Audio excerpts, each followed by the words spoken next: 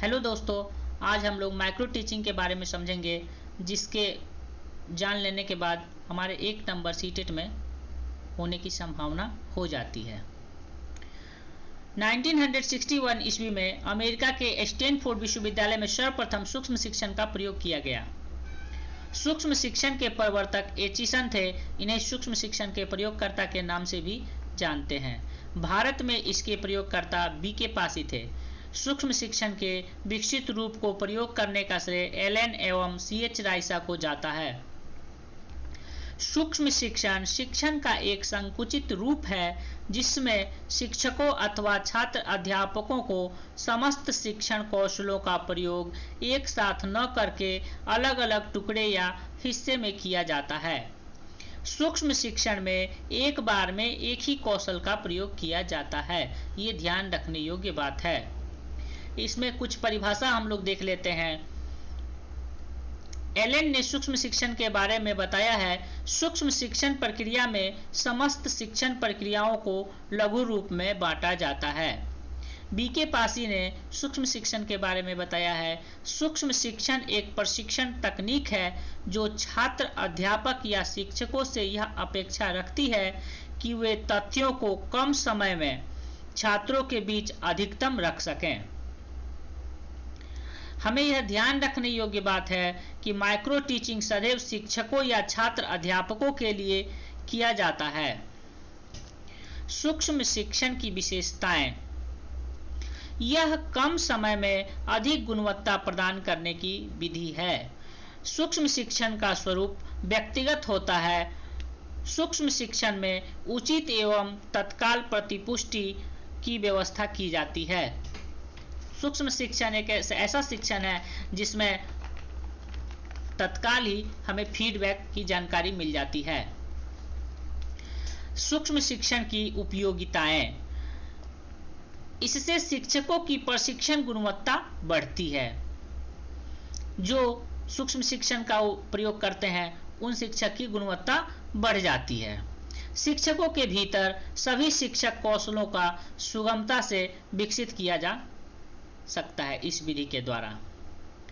सूक्ष्म शिक्षण के अंतर्गत निम्नलिखित कौशलों पर कार्य किया जाता है: उद्देश्य लेखन कौशल, प्रस्तुतिकरण कौशल, अनुशीलन कौशल, पुनर्बलन कौशल, श्यामपट्ट कौशल, समापन कौशल, प्रस्तावना कौशल, प्रश्नीकरण कौशल, टीएलएम प्रयोग कौशल, व्याख्यान कौशल, दृष्टांत कौशल। इन सभी कौशलों पर सूक्ष्म शिक्षण बनाया जाता है, किया जाता है। सूक्ष्म शिक्षण प्रक्रिया के चरण, ये बहुत ही इंपॉर्टेंट है। इससे ही क्वेश्चन एग्जाम में आते हैं। सूक्ष्म शिक्षण प्रक्रिया में कुल 6 चरण होते हैं। आपका इसमें पूछ देता है सूक्ष्म शिक्षण प्रक्रिया में कितने चरण हैं। टोटल सूक्ष्म शिक्षण प्रक्रिया में कुल 6 चरण होते हैं। सूक्ष्म शिक्षण प्रक्रिया का एक चरण 6 मिनट का होता है। सूक्ष्म शिक्षण पूरे होने में टोटल 36 मिनट का समय लगता है। एक सूक्ष्म शिक्षण टोटल 36 मिनट का होता है। 6-6 मिनट का कुल टोटल 6 चरण होते हैं। जो 6 चरण होते हैं ये पूछ देता है आपका छठा चरण कौन सा है, फोर्थ चरण कौन सा है, फर्स्ट चरण कौन सा है सूक्ष्म शिक्षण का। तो आपको ध्यान रखना है, सूक्ष्म शिक्षण का पहला चरण है योजना, दूसरा चरण है शिक्षण, तीसरा प्रतिपुष्टि, चौथा पुनः योजना, पांचवा पुनः शिक्षण, छठा पुनः प्रतिपुष्टि। ध्यान रखेंगे 6 इसके चरण है। इंग्लिश में इसे ध्यान रख सकते हैं: plan, teaching, feedback, pre plan, pre teaching, pre feedback. अब हम ध्यान में रखते हुए ये बात समझ लेते हैं कि कक्षागत शिक्षण और सूक्ष्म शिक्षण में क्या अंतर है। कक्षागत शिक्षण और सूक्ष्म शिक्षण में थोड़ा सा अंतर है। कक्षागत शिक्षण जो होते हैं, कक्षागत शिक्षण वो बाल केंद्रित होता है। सूक्ष्म शिक्षण जो होता है वो अध्यापक केंद्रित होता है। कक्षागत शिक्षण विषय वस्तु प्रधानता होता है। सूक्ष्म शिक्षण कौशल की प्रधानता होता है।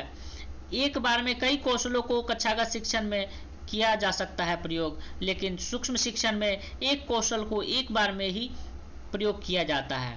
कक्षागत शिक्षण में 30 से 40 छात्र होते हैं। सूक्ष्म शिक्षण में 5-10 शिक्षक ही होते हैं जो ऑब्जर्व करते रहते हैं, शिक्षक की या छात्र अध्यापक की।